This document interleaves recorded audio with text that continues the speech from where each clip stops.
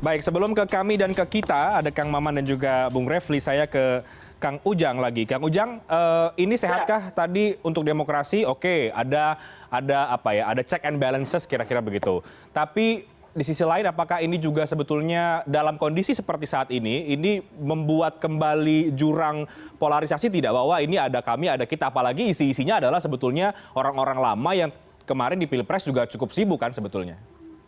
Tidak lah.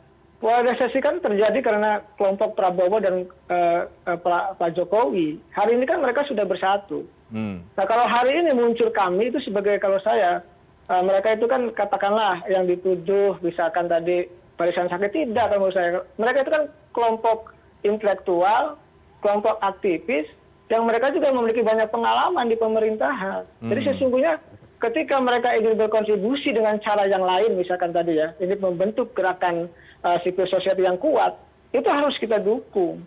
Nggak ada salah dalam konteks demokrasi. Dan apakah akan menjadi bagian daripada proses polarisasi di masyarakat? Tidak. Saya punya keyakinan tidak. Mereka itu kan orang-orang pandai juga, orang pintar, dan orang-orang hebat. Tentu saya ingin menggarisbawahi, mereka hadir ingin membantu pemerintah gitu kan, dalam konteks yang lain gitu kan, mendorong katakanlah pemerintah agar berlaku bekerja baik. Hal ini kan kita tadi saya katakan banyak persoalan-persoalan bangsa yang hari ini belum tuntas, belum selesai, dan itu harus dituntaskan. Ini menjadi penting begitu. Nah, karena tidak ada check and balances di DPR, di parlemen itu dikuasai oleh partai pemerintah, katakanlah ini yang menjadi kekuatan pendorong kaum-kaum intelektual yang muncul dalam gerakan kami itu. Kalau menurut saya. Kalau kita bagaimana, Kang Ujang?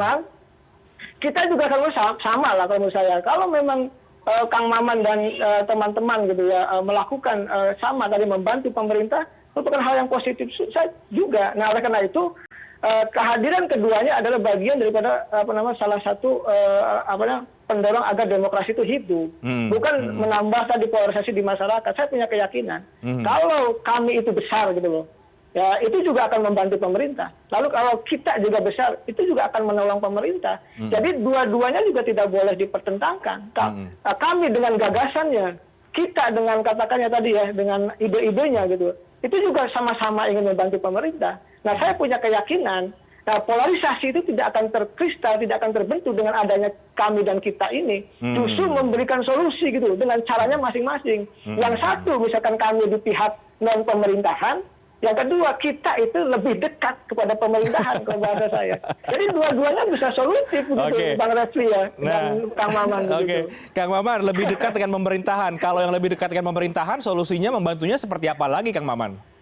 Ya, kita sebenarnya tetap mengkritisi pemerintahan. Tapi cara kita mengkritik tentu dengan cara kerja. Bukan sekedar demo, bukan hanya prihatin, bukan hanya dengan kata-kata pembelahan dan lain sebagainya. Nah itulah yang sebenarnya pada reposisi ketiga kita ingin mengatakan kita ini menjadi teman sejati bagi siapapun yang mengawal tujuan kita berbangsa dan bernegara. Nah makanya agenda-agenda kita secara keseluruhan itu lebih kepada bagaimana merajut kembali semangat kebersamaan untuk menghadapi pandemi. Misalnya besok saya di Medan ada 10 orang akan mengukuhkan kembali komitmen dan tetap dengan semangat. Kita datang ke Jogja dan kita mengadakan Zoom tiap hari Rabu, webinar dan sebagainya tentang ketahanan pangan, tentang bagaimana pariwisata berbasis komunitas, tentang bagaimana kita hari ini menggerakkan pertanian lewat berbagai hal, termasuk para santri pesantren bergerak. Ada beberapa pendeta ikut serta, dan ini menurut saya menjadi sangat penting bagi kita, karena bagaimanapun demo itu sesuatu yang tidak perlu. Hari ini adalah bagaimana memberi masukan pemerintah dengan kerja yang jelas dan masyarakat akan kuat.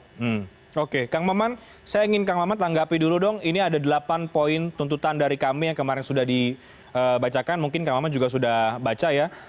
Apa tanggapan dari kita, dari Kang Maman terhadap poin-poin yang dilontarkan oleh teman-teman dari kami? Sekali lagi kita mengapresiasi ya, 8 poin yang diusulkan oleh kami. Cuman ada 2 poin yang sedikit mengganjal. Poin apa, Kang Maman? Berlebihan. Satu soal bahwa seolah-olah pandemi ini adalah salah pemerintah dalam penanganannya. Padahal kami misalnya kita di DPR terus mensupport pemerintah, baik itu dari regulasi atau anggaran. Nah, kita pun melakukan edukasi di tengah masyarakat agar mereka tetap disiplin, memakai masker, menjaga kesehatan. Kita pun masuk menjadi ke pesantren-pesantren, termasuk juga ke daerah-daerah lewat jaringan relawan-relawan kemarin itu, untuk lalu membuat apa yang disebut dengan komunitas-komunitas belajar, menyiapkan WiFi yang gratis, yang itu hari ini belum bisa dilakukan oleh pemerintah secara keseluruhan. Nah, poin kedua yang kita kritisi dari usulan teman-teman kami itu adalah soal bagaimana mendesak DPR, MPR, DPD. Seolah-olah kita tidak bekerja, padahal saya adalah badan anggota kajian di MPR, mengkaji bagaimana dampak dari pandemi. Ada badan kajian yang khusus membahas tentang desa, tentang cipta kerja dan lain sebagainya. Ini ingin mengatakan bahwa hari ini pemerintah, DPR, MPR sudah bekerja. Tinggal hari ini kita pun semua bekerja keras menghadapi pandemi dan kemungkinan adanya resesi. Dan saya yakin Indonesia akan bisa menghadapi pandemi dan juga tidak akan sampai resesi. Beda misalnya dengan Korea, dengan Singapura, karena kita masih ada prinsip gotong royong. Kita masih ada kekuatan ketahanan pangan lewat kearifan-kearifan lokal. Dan itu menjadi penting bagi kita. Oke, jadi ada 2 poin yang tadi Kang Maman highlights ya dari 8 poin yang dituntutan yang disampaikan oleh kami ya, Kang? Betul. Oke. Tapi bagaimana bisa memastikan bahwa sebagai organisasi yang bahasanya Kang Ujang tadi dekat dengan pemerintah, ini bisa kritisi, Kang Maman? Loh, kita terus mengkritisi pemerintah. Misalnya kita melakukan ketahanan pangan lewat mengumpulkan pesantren-pesantren, ada yang namanya pertanian, dan itu untuk mengatakan bahwa pemerintah masih belum maksimal dalam soal ketahanan pangan. Kita pun menyediakan apa yang disebut dengan sanggar-sanggar belajar, meminta agar orang-orang yang tidak memiliki akses internet bisa gabung di kita, seperti yang dilakukan di beberapa relawan seperti di Jogja dan lain sebagainya. Itu kan membantu pemerintah terus mengkritisi bahwa pemerintah kita punya birokrat yang masih lelet, maka perlu ada reformasi birokrasi, data dan juga data yang masih amburadul, perlu validasi data. Makanya di kita ada khusus gugus karsa yang mengurus soal validasi data, memberikan masukan ke pemerintah sehingga jalur bansos, sehingga jalur bantuan-bantuan di pandemi ini, sehingga jelas kalau pemerintah top down, maka kita ada button up, selalu memberikan respon untuk memperlihatkan ini loh orang miskin yang belum kebagian, ini loh kelompok orang yang tidak menerima bantuan dari pemerintah. Dan itu lebih konstruktif. Pemerintah pun butuh sebenarnya masukan dari masyarakat sehingga betul-betul seluruh bantuan itu sampai kepada sasaran. Oke. Bung Refli, 2 poin tadi yang disoroti oleh Kang Maman dari tuntutan kami, tanggapan dari Anda, Bung Refli? Ya, ini ada kerancuan berpikir ya, kerancuan paradigmatik ya. Yang kita tuju itu adalah pemerintah, penguasa begitu. Tapi rupanya yang menanggapi adalah civil society yang lainnya. Civil society yang rasa pemerintah juga kan begitu. Nah, menurut saya ini hal yang ya tantangan juga nanti bagi kami. Tapi begini, saya bicara tentang division of labor ya. Division of labor itu begini, pembagian tugas, pembagian kerja. Jadi kalau misalnya ada kelompok masyarakat yang ingin kerja katakanlah menyalurkan bantuan ke desa-desa, ya silahkan. Kemudian ada yang juga kemudian membuat database, ya silahkan. Yang mau membantu Kementerian Desa, ya silahkan. Nah, kami tentu dengan porsinya sendiri. Karena kan kami kan tidak memiliki akses kekuasaan seperti halnya kita ya, yang barangkali mudah sekali untuk kemudian mendapatkan fasilitas atau komunikasi dengan kekuasaan. Karena itu menurut saya kalau kita bicara tentang performance, ya mungkin kita dan kami akan berbeda performance-nya. Kalau kita mungkin lebih dekat dengan pemerintah, kalau kami barangkali jauh lebih akan kritis kepada pemerintah. Nah, bagaimana manfaatnya? Manfaatnya itu kalau pemerintah kita baik. Saya baru baca-baca nih Jaksa Pinangki yang terima suap 7,4 miliar. Ini kan masalah di pemerintahan kan? Siapa bilang yang namanya jaksa itu bukan bagian dari pemerintahan? Jadi kalau kita bicara tentang kritis, masih banyak kebobrokan di pemerintahan yang harus kita kritis dengan kuat, dengan keras, tanpa kemudian harus berpikir bahwa kita akan ada gerakan politik. Tapi ini memberikan penyadaran yang kuat bagi kita bahwa mafia hukum, mafia hutan, dan lain sebagainya, itu real terjadi, bukan tidak ada. Jadi masalah kita bukan hanya soal penyaluran bantuan atau COVID-19, tapi bagaimana membuat bernegara yang clean government, ya, good governance begitu. Oke. Nah, tapi kami ini nanti seperti apa? Apakah kemudian memang hanya akan ada di era Presiden Joko Widodo yang memang mungkin hanya di periode terakhir ini, atau nanti setelah ini presiden siapapun kami akan tetap ada dan akan tetap kritisi seperti ini begitu? Ya, kita kan tidak bisa memikirkan masa depan, ya. Yang kita pikirkan adalah saat ini eksistensi kami adalah kelompok civil society yang kemudian akan menelurkan ide, gagasan-gagasan yang terkait dengan bidang-bidang sosial, ekonomi, politik, hankam, dan lain sebagainya, sesuai dengan kemampuan kami tentunya. Kan? Tidak semua kita punya ekspertis di sana. Nanti ide dan gagasan itulah yang akan disampaikan kepada pihak-pihak yang berkepentingan, tidak hanya kepada pemerintahan Jokowi, bisa juga ke MPR, ke DPR, ke DPD, ke MK, ke MA, ya kan, semua stakeholder yang memang berwenang, berkuasa untuk menelurkan sebuah kebijakan atau keputusan. Pasca Presiden Jokowi nanti, ya kita lihat mudah-mudahan bisa sustainable sebagai gerakan moral force. Tapi kalau bermimikri menjadi political movement, ya saya katakan, saya pasti akan menarik diri, kan begitu. Karena itulah komitmen moral saya adalah untuk menjaga bahwa kami ini tetap pada aras moral movement, dan perjuangannya adalah perjuangan nilai, bukan perjuangan untuk mendukung seseorang atau menaikkan seseorang. Kan begitu. Oke. Kang Ujang melihat aromanya ini benar aroma moral movement tidak kedua-duanya? Iyalah, kita positif saja. Oh, gitu positif kan? Saja. Kalau memang benar, ketika ada kaum intelektual, para aktivis, anak bangsa gitu, yang peduli terhadap bangsanya, membentuk kami, lalu membentuk kita, itu kan hal yang positif yang harus kita apresiasi. Tentu tadi, kata Bang Refli ya, pembagian tugas itulah sebenarnya. Nah, sesungguhnya yang paling penting di hari ini, di bangsa ini, ketika misalkan partai politiknya sudah dikuasai oleh pemerintah, gitu ya, hanya menyisakan PKS, itu pun kadang-kadang kalau terkait dengan misalkan penambahan jabatan pimpinan MPR lalu juga ikut juga gitu ya, tidak menjadi oposisi gitu.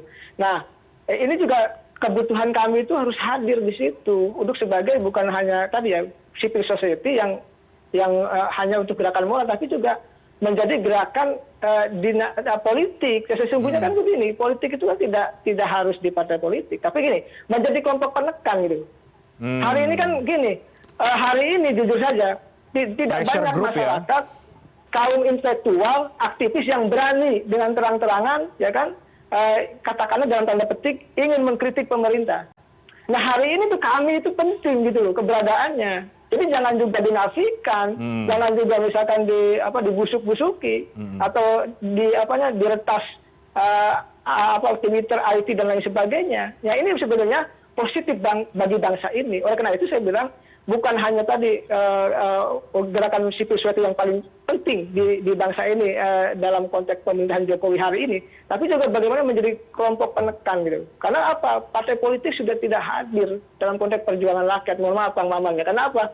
Kami merasakan sebagai rakyat kecil ya, kami di dunia kampus gitu, banyak keluhan gitu, banyak persoalan, banyak aspirasi yang tidak diserap oleh DPR dan pemerintah.